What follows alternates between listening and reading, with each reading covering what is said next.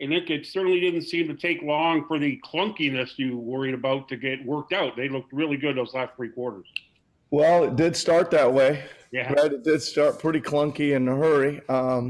But you're right. I think the chemistry built throughout the game. I think our guys did a really good job of adjusting offensively, especially. I thought they were really, Brooklyn switches, just about everything. And that takes some getting used to when you haven't seen it for a while. And they did a good job of going to our switching type of offense. I thought really good. Obviously, we were creating a lot of good shots. I thought all the way through. I thought maybe I think got a little tired there, maybe late, missed a bunch of open ones, right? But still, it was the right shots and all that stuff. So I'm pretty happy with the performance. I think it's a good step forward with a long way to go, but a really good step forward tonight.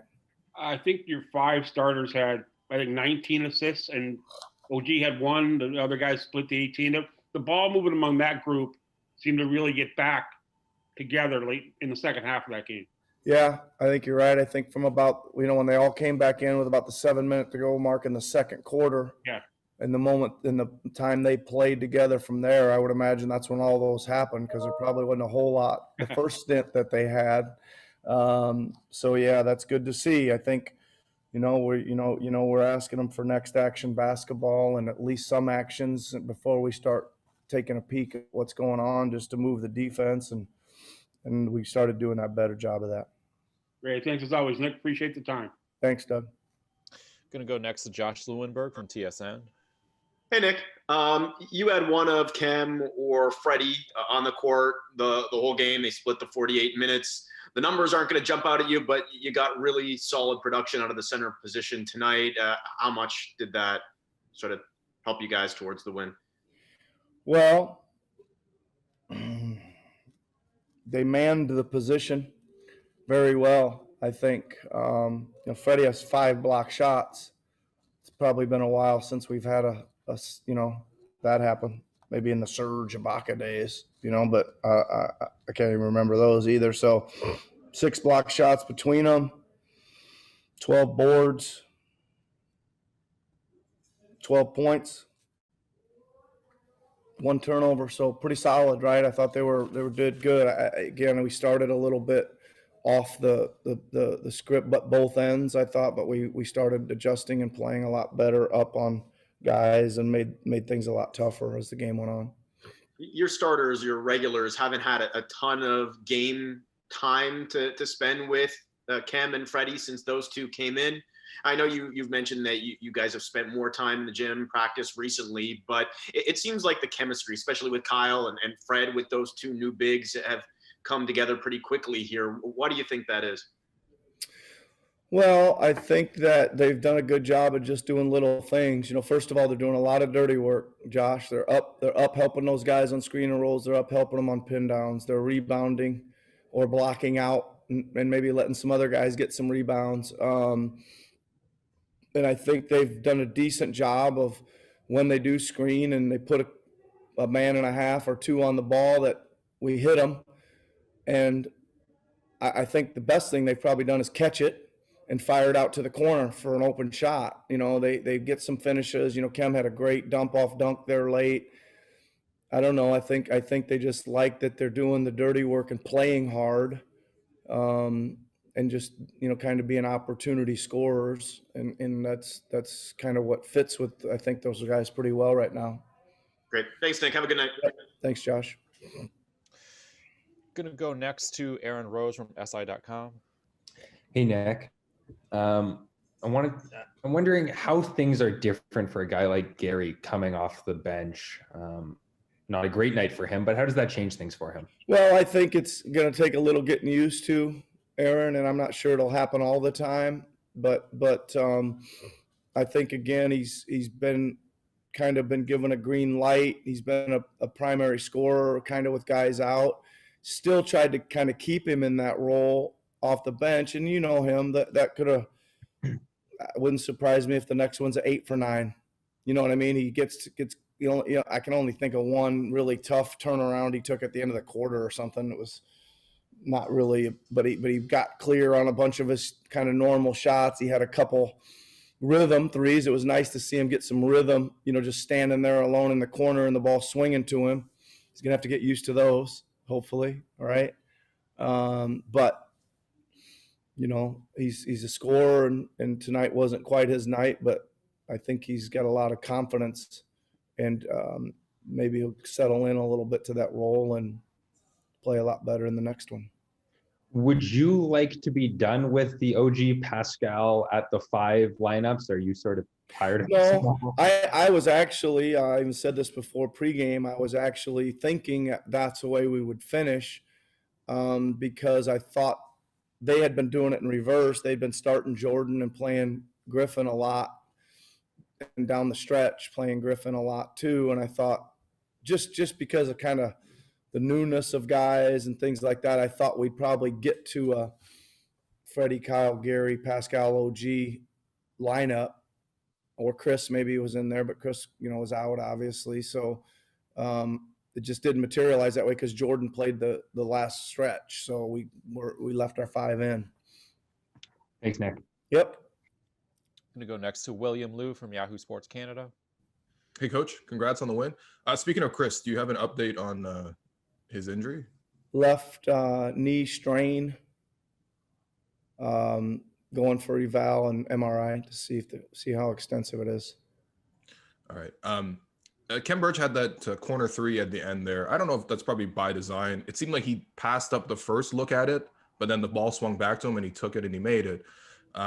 You've seen Kem up close, obviously going through the tournament in China and things like that. Do you see that as maybe another step for him to take in his game to add maybe a third? Well, I think that again, first of all, he did the right thing by passing up the first one. We were trying to eat clock, right? And then Kyle did the right thing by giving it back to him as the shot clock was expiring, and that's a pretty pressure-free shot, right? Wide open shot clock. You got to take that one.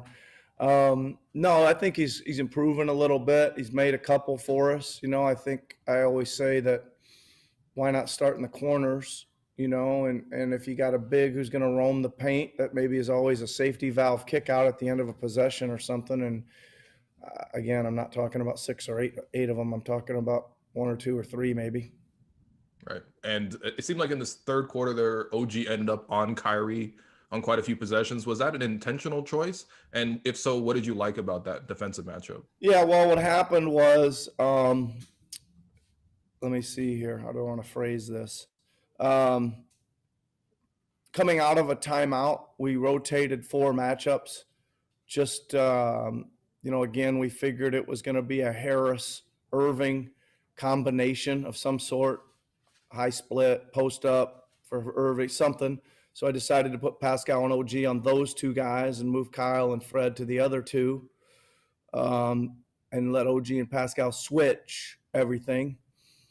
And it did stifle them out of the timeout. And usually if we say we're going to do something for one possession and it works, we stick with it. And then we ended up, sticking with it because the matchup looked good with OG on him. So that's how that happened.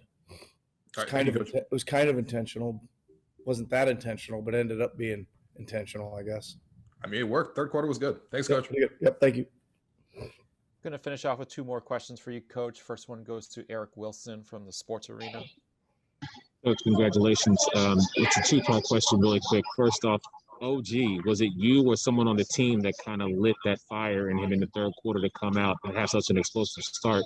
And then 2, can you talk about just Kem Birch as a whole? Because I've watched him in Orlando be more selfless, and it seems like now in this squad, he is definitely more of a facilitator and also more of that leadership type role that he's kind of taken on.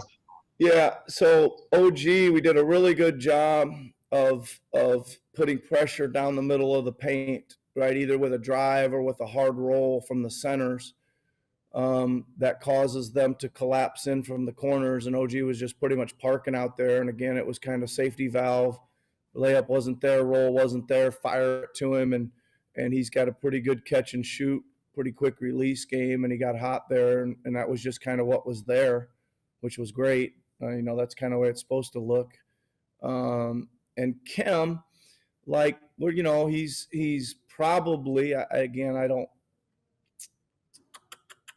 he's probably involved in more actions. You know, we kind of play with the big in the middle of the floor, and if he's not ahead of the ball, he'll stay behind it, and we reverse it through them a lot. So he's probably getting to handle it more and getting into the next action, which he's involved in a little bit more than maybe in the past. I know we played a bunch of 4 this year for them too, but it's, you know, it's neither one's right or wrong. I think it's just different style. So it's probably why you're seeing him like in the action more. And plus he's a starter here. That helps too, right?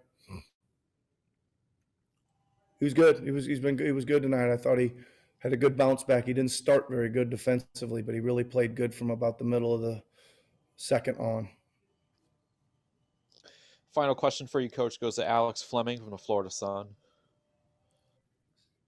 How you doing, Coach? Doc Ock at it again. Ever since you went to the big lineup, you guys have won 4 straight. 2 questions. One, how would it feel to have the entire Atlantic Division in this year's playoffs? And 2, if it's not broke, don't fix it. Are we expecting to see a big lineup from here on out, even though you got Lowry and Van Fleet back?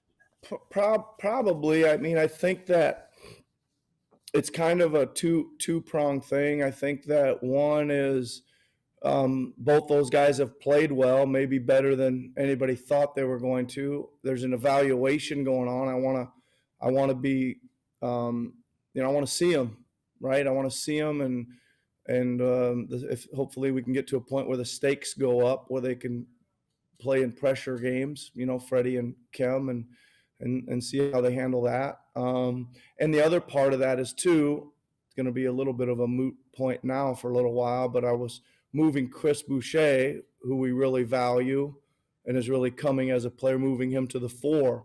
So just kind of saying that we're going to play those guys and let them take the 48 minutes at that spot, make sure that Chris is not playing it. Not that he didn't do a great serviceable job and have some huge games there. I just think that the future and our best version of ourselves is with Chris, you know, at the 4 or even the 3. So that's part of that. Thank you, Coach. You're welcome.